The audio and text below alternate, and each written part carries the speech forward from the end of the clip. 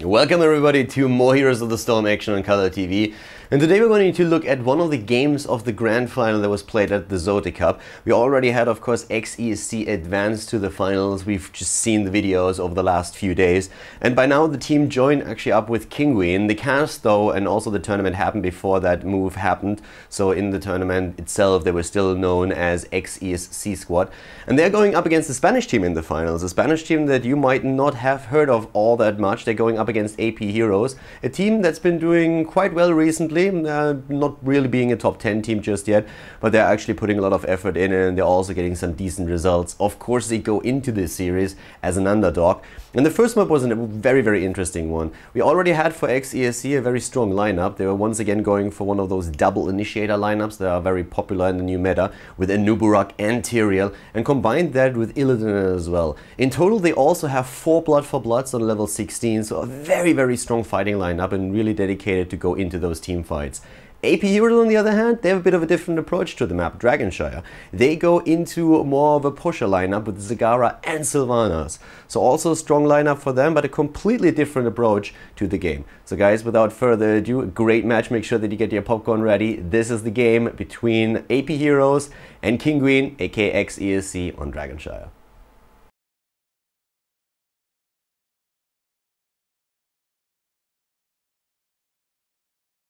Welcome everybody to the first game in the best of 3 series here at the final of the GO4Heroes Tournament. We have XESC going up against ApHeroes, a Spanish team that just took down the mixed team with a couple of Navi players that made it all the way to the semifinals. Moving to the left side of the map now, XESC with Nepse on a Nuburak. We have Invido Navala, Antihero and Tyrael, Snow playing Illidan in this game, and Get Amhead on right wing. So a full jumper comp on the side of XESC with 4 Blood for Bloods on level 16. To the right side is Thunder for ApHeroes and Uther, Red X on Zagara, Shed on Falstad, I Am Morden on Muradin, and Hein on Sylvanas. Yeah, the pick on Falstad surprised me a bit, because I really thought they could do with the melee assassin here, running a Divine Shield on Uther. But with that they have of course a quite mobile pushing comp on this map. Sylvanas and Zagara in the same team is always dangerous because they can just easily eliminate structures. So if they get the opportunity to move undisturbed on one of the lanes for a few seconds, they can really do a whole lot of work. And they are already clustering them both at the bot lane. A bit of a move here in the middle of the map from XESC, starting to rotate now. As you can see on Nepse, we're having on level 1 the extended spike stick. Nice stun here. I Am Morden already moving in. Went for Thunderclap on level 1 with the Reverberation talent taken against Illidan, going for the immediate move against that. Yeah, and at the same time we're having now down to the bot lane Antihero, just like denying that creep wave for now, at least getting it. We're having also now a Reconstitution taken, Uther going on level 1 straight for his own Conjurer's Pursuit talent. And yeah, Invido here in the mid lane is still doing work and getting his shots in. Ball, of course, with a great wave clear, that's exactly what he's using there. Right click on the other hand for the auto attack damage. Good move here by Hein moving away with the haunting wave. The thing is that at this point, really, XESC has shown amazing play, especially against Fnatic on the last map, but also in the last few tournaments. They lost against Navi, I think it was on Wednesday, and they got really wrecked there. On actually it was on Saturday. They got completely wrecked by Navi, but after that they started to really adjust to the patch, scrim a lot, and really get their moves up. So they lose the first hero though, so the first blood against them. We're seeing the first kill here on the side of ApHeroes, and with 2 of the shrines captured by XESC, we're having the Spanish team taking down the one at the bot lane immediately.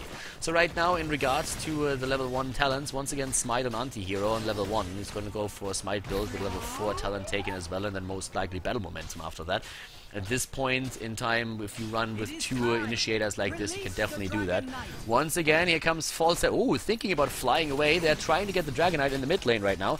And yep, there we go. So at this point, they're having 3 heroes in the mid lane to just deny the Dragonite for now. I Am Morden and Thunder are both here and try and capture that out. Brightwing moving up to the top, going up against Shed here. At the bot lane, we're having the push now. And that's exactly the scenario that we've been talking about. Right now, XESC has to control a few heroes in the mid lane to make sure they don't get the Dragonite. And that is the opportunity that they take to move with the heroes to the bot lane to push. But ESC with a rotation, XESC is moving in and trying to take it here. Snow jumping away. And ApHeroes, they get away with all of their heroes in this case. But at the same time, though, once again, we're having promote taken on Brightwing. It got changed in the last patch. You have 2 promote charges. Oh, good damage against anti-hero on his Tyrael, but the stun is pushing them back. So yeah, as I said, like, you have 2 promote charges and it lasts longer now. Instead of 15 seconds, it's actually 30 seconds that it lasts. So it got stronger, it got a bit buffed, and with Brightwing you can push lanes really hard, and that's a bit of a counter push potential that they have there. Interesting talent choices, by the way, on the side of ApHeroes for Falstad, going into Vampiric Assault here on Falstad for the extra right click. It's a bit more common to see more of a right click focus on Falstad right now, especially with Giant Kill on 13. Oh, Red X being jumped by 3, and he won't be able to get away from this one, will he? Nope, there it is. But the counter attempt to take the dragon. They lose a hero, but they exchange it against the Dragonite. Invidium had to move back since he was getting quite low. Very well done here. Good job. But of course, Morden has to be careful now. He can't just simply rush in with the dragon, or he would completely waste that. So he's just buying some time in the mid lane, forcing a rotation out of XESC. And we're having also now down to the bot lane another attack, this time against Thunder. Hein is moving in on his hero, trying to use Sylvanas to at least create some space. Oh, and it's a 1-for-1. Illidan goes down, but so does Uther. Very fast-paced game here, and both of the teams hitting level 7 now, with Unstable Poison taking for Sylvanas. Morden still working on the mid lane, taking down tower number 2, and of course Secret Weapon taken here actually over Boomerang, so dealing additional 80% bonus damage while the Hammerang is flying. And that is also where we're going to see that focus on the right click build. So it's one of the options that you have on Falstad these days, not going for Boomerang but going for Secret Weapon instead and trying to utilize that. That's also why we're seeing Vampiric Assault taken on level 4, to just make sure that you get the most out of those right-click attacks. Talking about the level 7 on the side of XESC, we're having right now Battle Momentum taken and Searing Attack. The teams are starting to focus a bit more on the camps on the map, trying to create pressure against the opponent. Siege Giant camp for the bot lane for ApHeroes. And up to the left side, that's currently the first Bruiser camp that we're seeing in the game. Brightwing is... Why is this hero not shutting up, by the way? Like, if I get, like, Whack a Brightwing, that would be a mobile phone game. That would be an Android game that I would play. Whack a Brightwing. Instead of Whack-a-Mole, just like Whack a Brightwing. Every time that head pops up and cries for a friend, just smash him with a hammer. Boy, that would be good. I would pay for that. Be it as it may, though, Brightwing still hasn't found any friends, and well, thank you very much. Shitwing got taken out by Morden, Redex, and Shad. You 3 are my new heroes. Great job. So, Brightwing down, and therefore we have at least a moment of silence for another 5 seconds before that happens. So, Morden is still in the mid lane for XP. The one thing that ESC does really well is just move down and take another camp here and really create that pressure on the lanes. The problem that they're having, though, is that they're losing a lot of experience since their opponents were pushing hard. And they've been taking down the entire tower structure in the mid lane, and now they have an entire level lead. With 2 walls completely destroyed by ApHeroes, they find themselves a level ahead. And if you hit that 10... oh, Brightwing is back. If you hit that 10 before your opponent, then you are going into Wailing Arrow, Avatar, Hinterland Blast, Devouring Maw, the Divine Shield. And with all of these talents already in the game, there's of course no way for ESC to take a team fight. The only thing that they can do is try to pick up an isolated hero. That's the only thing that works. So, yeah, Morden is already there in the mid lane, and Hein is starting to move away as well. To the top, we're having Nepsa. Well, Nepsa actually going up against Red X. Shat is also helping out with that, but it's going to be a 3 versus 2 if they're not careful. And, yeah, he's not using any of his skills just yet. He knows that this is a fight that they can't really take. The 10 talent also ready now for XESC with Locust, Swarm, Rain of Vengeance, Judgment, Metamorphosis, and Blink Heal. Gust of Healing here, of course, on level 7 is going to give a lot of healing to Brightwing. Sometimes you see Cleanse taken against very, against Initiator heroes, but normally it is really that Gust of Healing, because you don't want to pass up on that healing. It's just too damn good. We're having ApHeroes doing a great job, by the way. I'm really liking this. The Spanish scene in general is one of the strongest that we have in Heroes of the Storm. They have teams like Team Liquid, LDLC, Stigma, ApHeroes here as well, and these teams are really good. They are very, very good. Down to the bot lane now, Brightwing with another polymorph against Hein. It's no surprise that you're not getting any friends, because like you're always treating them like shit. You're just always putting them into like little sheep and stuff like that. Like, who wants to be friend with that? Like, why are you so prized? I really don't get it. Yeah, top lane, that's where the pressure currently happens from XESC. Oh, but Chad, the bruiser cap. Oh, the move against Zagara, runs in the maw, but still going down. Didn't catch Illidan. Oh, nice hinterland blast, but are they going to get any damage out of this? Morden is very much alone, hops away. Here we have secret weapon already being used. They, at least for now, are able to make that work. The problem is that there's, of course, a trade for that. At the bot lane, Thunder and Hein are pushing this in against Brightwing, and that fort is down. The one in the top lane is still there. In total, that wasn't really worth it. I mean, they're starting to close the gap in experience a bit, but that's not because of that kill. That didn't give them a whole lot. They lost the fort at the bot lane, and that's definitely a problem. And at oh my god. And at the same point, we're having now, of course, again the shrine's taken by ApHeroes. They're trying to move for the mid lane with everybody that they have right now, and there's already quite a bit of pressure that they can execute here. Brightwing is trying to take the one at the bot lane, but Uther is there to stall that out. And here it's a 3 versus 3 at the top. False that he could fly in, but the pressure against anti-hero is already there. ApHeroes is doing a great job, and they're going for anti-hero. No, they're getting Tyrael. They're getting Tyrael, but can Morden escape? He can! The Divine Shield makes it possible. Neps, on the other hand, dies to the Envenom. Great job again. ApHeroes really impressing me, I have to say. I mean, that is a very impressive performance that they are showing here now. They have the level 13 talent. They're very much using it. They're having the Shrink Ray, they are going for the Mutalisks, we're seeing them with Thunderstrike and also Evasive Fire. And yeah, Giant Killer could be the talent for Falstad. I'm curious to see what he's going to pick. Yes, there it is. The right-click build with Secret Weapon level 7 instead of Boomerang, of course, leading into the Giant Killer. And against the double tank meta, this is a talent that is getting better and better.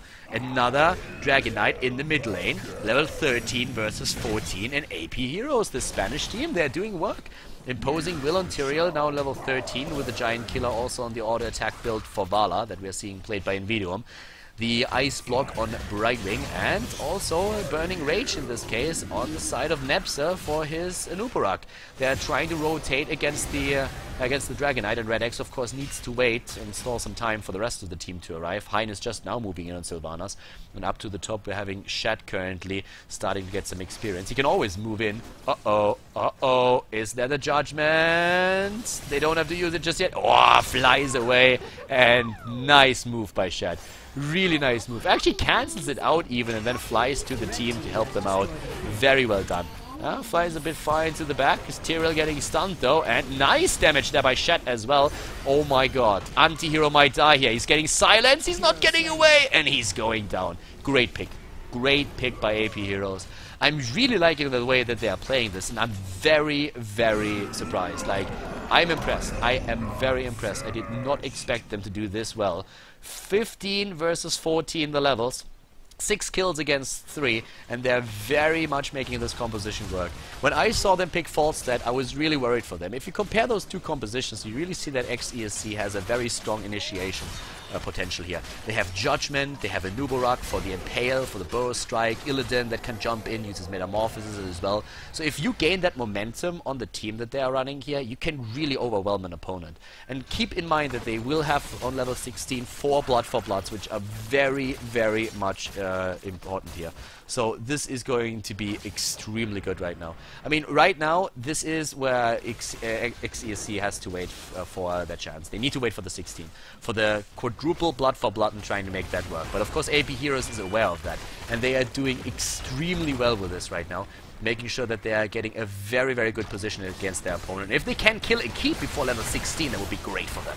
And they're trying to use that. They have imposing presence on Mirrodin over Stoneform. I'm really surprised. Oh, and that Divine Shield was perfect. The Divine Shield was exactly what they needed here. And now the attack stun against the Nubarak. What a nice hinterland blast out of nowhere. And they killed 3 heroes in a flash. Only Zagara is dead, and they are gonna rush this in to take down the keep. Sylvanas is still there with a black arrow to disable that, and that's exactly what they do. They're even putting some pressure on Gadamhead now. The 16 is finally there with a Critter Rise and a quadruple Blood for Blood. The counter kill against Mirrodin. Oh, and Get! He just survives with an Ice Block here.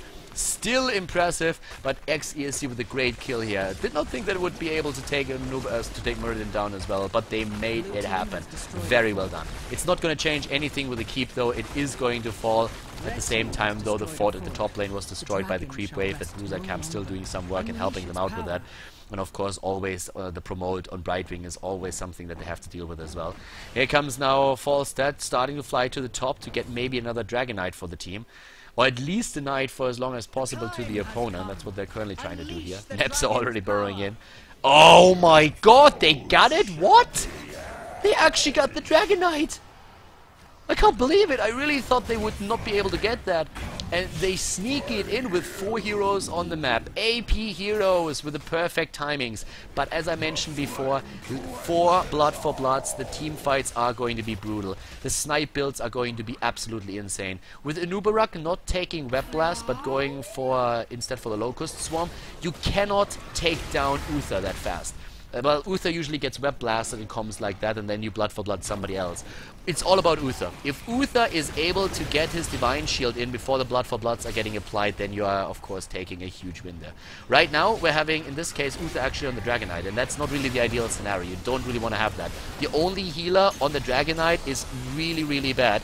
But still, they're making that happen. The power of the Dragon Knight is what they're trying to use here. Great Maw against 3 heroes. They're going for Illidan! And once again, a great Hinterland Blast. Illidan down, Tyrael down. Even without the healer helping them out, they are wrecking XESC here. This is crazy. There are 4 Bloods over Bloods on the opponent's team, but they didn't get a single kill in just yet.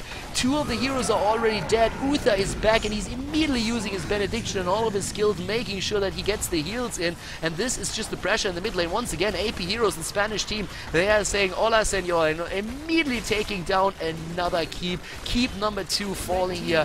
What a play by them. I'm completely baffled by this. This is great. This is amazing. I'm really liking this. I totally did not think they would be able to make it, to make such a great match here. I have to apologize. I underestimated these boys, and they are playing a great match here. Very well done. They nearly have the level 20 right now. XESC is struggling, and I don't think they realized how tough this match is gonna be. They probably expected the mixed team around Na'Vi to make it into the finals, and thought like, all right, we're gonna have a pretty easy win against those guys. Unless, of course, they played them in the past few tournaments. But ApHeroes is definitely doing work. Like, they are doing a lot of work. Now suddenly we have Nexus Frenzy on Falstad. Welcome to the right-click party. Auto attacks all day. Redemption, a double Ball of the Storm, and also the Hardened Shield on Muradin, which makes him nearly unkillable. Once again, with that melee setup, he went into Imposing Presence instead of Stone Form, which is usually the talent that you see on most Muradins, since it just gives you such an amazing amount of regeneration. The top lane is getting worked at, and with the level 20 talent on the side of ApHeroes, XESC isn't even trying to defend that. They already know that they don't stand a chance of taking that team down. But the problem is they will have to face the music once that this team starts to attack the key, because it's the last one, and Snow can't even finish the keep here. Sorry, the Bruiser camp. He needs to TP back, which is what he does right now, and so much pressure. Zagara alone. Can ESC, XESC, can they snipe a hero now with those Blood for Bloods? Here they come, they move in!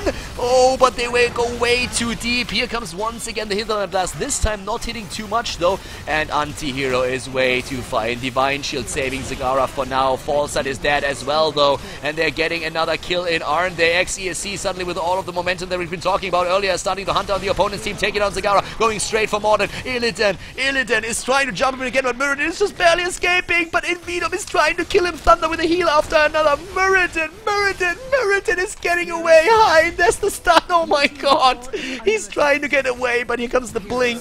Oh my god, he's getting wrecked and flies across the battlefield.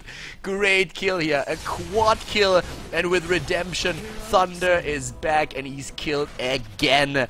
Level 20 for XESC. Oh, double Hardened Shield, 1 Ball of the Storm Shield, and now the Demonic Form as well.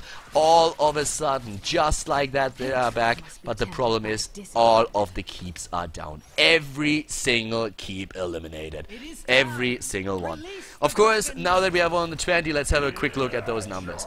The problem is that the numbers on siege damage are going to be a bit bloated here, but look at that siege damage on Sylvanas, 136,000. Talking about the damage against heroes, though, that's where we are having Sylvanas, Zagara, and Falstad in a really good position. But that last fight, oh my god. They didn't even have the 20 talent when the fight started, and they still were able to win it. That's that momentum that I was talking about earlier. I expected the game to really look exactly like that throughout the entire match, but it didn't. We had ESC with, or ex-ESC with, yeah, a really tough time against the setup that we're seeing for ApHeroes. Those Maws from Red X were great, and then Shed was always there with a good Hinterland Blast, hitting 2, 3, sometimes even 4 heroes, doing a lot of damage here. And that was just an absolutely amazing play by them so far. But the last fight turned things around again. 12 kills against 10. The keeps are all gone, and that's the big problem. With the keeps eliminated, this is the big issue that you have to deal with. So far, it really looked like a landslide victory for ApHeroes, but of course, we all know it's not over until the fat lady sings, and so far, she hasn't said a peep. We have Morden still there. They're trying to go for the camp. The Banelings rushing in already. And they're trying to fight for it. They're going for it. They're taking it. Anti-hero tries to go in again. Where are those blood for bloods? They're going for it once again. But here comes the Divine Shield against False, and he's going straight for his Hinterland Blast. Once again, Red X escapes with no hit points whatsoever. Anti-hero jumping in, but the healer's already there. Uther gets the healer, but Muradin is already down. Once again, it's a 4 versus 5 as Red X goes down, turning into a 5 versus 3. The momentum going for ESC. Ex-ESC Gaming is on the move, trying to get Heine as well. Thunder is the one who's going to die. Sylvanas and Falstad, the only two that get away, and Falstad actually trying to go for the counter aggression up at the top, trying to force out a quick recall. The attack against the keep is there. Here comes Falstad. Chat is moving in. He wants to take this. He wants to force them to retreat. Catapults are rushing in from every single angle. Finally, Brightwing is making an appearance here and is trying to take that around, but at the same time, we have ex-ESC moving into Anti-Hero. Is extremely low. 20 seconds on Muradin. 25 actually, and they are going straight for that coin. It looks like ESC is going to take it. Is going to take it after all. I can't believe it. Are they actually going to win this game? They are. They take the core. They win the first map against ApHeroes. Unbelievable performance by them. GG, well played. What an opening in this best of 3 series. Holy cow. An absolutely sick game that we just saw. Absolutely blew me away. I was so surprised to see ApHeroes doing this well, because, well, let's just face it, the ex-ESC squad, the Kinguin squad, they are no pushovers. These guys, they really know what they do, and they played great games throughout the last few weeks. They won a couple of the tournaments as well, and this was just absolutely stunning. At the beginning, ApHeroes really impressing, controlling the map, controlling the flow of the game, using their composition and the strength of it to really push ex-ESC back, to push Kinguin back, but then later on 1-2 fights and bam, it all changed just like that. Really entertaining match here, and an absolutely great comeback that we also saw from Kinguin. So congratulations to them. But ApHeroes is definitely a name that you should remember, because these guys, will probably see them a bit more often. They've been doing very, very well here. I hope that you guys enjoyed the game. I had a blast casting it, and I really hope that you liked the commentary. If you did, you know the drill. Give the video a thumbs up on YouTube. Top that up with a comment in the comment section. And guys, if you haven't subscribed to Khaldor TV yet, then hit that subscribe button and hit it hard. We're going to see more Heroes of the Storm content on the channel in the near future. I hope that you guys are having a great week. So see you guys in just a bit with more Heroes of the Storm content here on Khaldor TV.